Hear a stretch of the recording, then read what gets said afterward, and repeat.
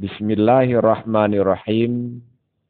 Mengenal kalimat dalam bahasa Arab. Kalimat adalah lafdun yadullu alal makna. Susunan huruf hijaiyah yang memiliki makna. Contohnya lafaz hajarun yang terdiri dari ha, jim dan ra dan bermakna batu.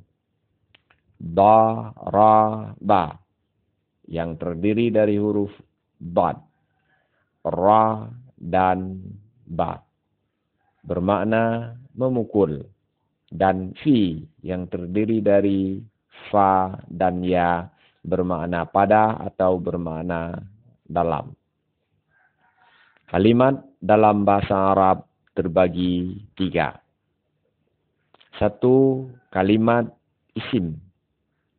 Isim adalah kata sifat atau kata benda.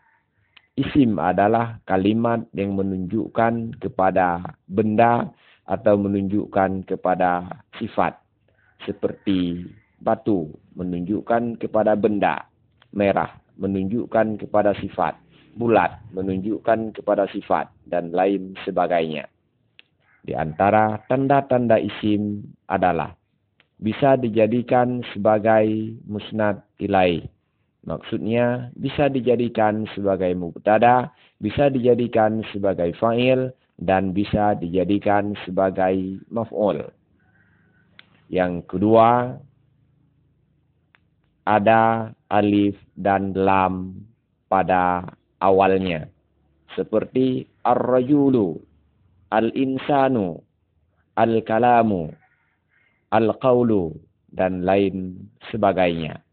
Yang ketiga, ada huruf jar pada awalnya. Seperti bi zaidin, bi saifin, bi rajulin, dan lain sebagainya. Yang keempat, ada baris di bawah pada huruf yang terakhir. Ada baris di bawah pada ujung kalimat.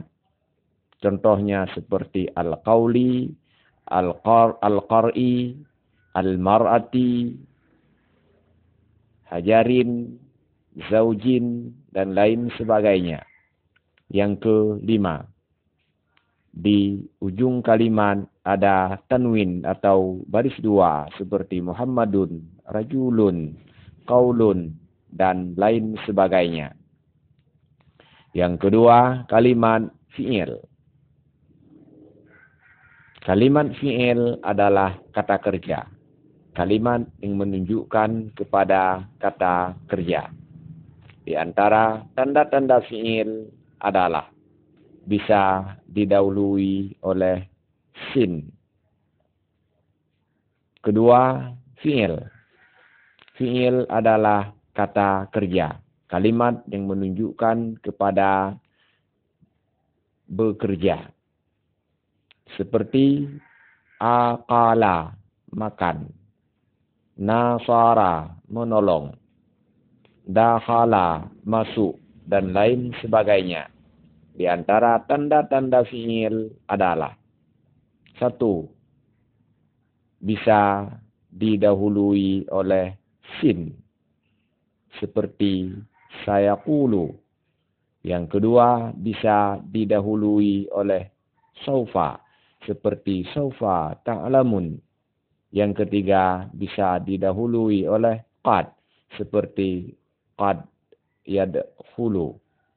Dan yang kelima, bisa diakhiri dengan ta ta'nis yang sakin. Seperti sakatat. Seperti dakhalat. Seperti fa'alat. Dan lain sebagainya. Yang ketiga, huruf. Huruf adalah kata sambung atau kata kerja. Contohnya, fi, huruf jar bermakna dalam. Ala, huruf jar bermakna atas. Min, huruf jar bermakna daripada. Wallahu a'lam bishawab. Walhamdulillahi rabbil alamin.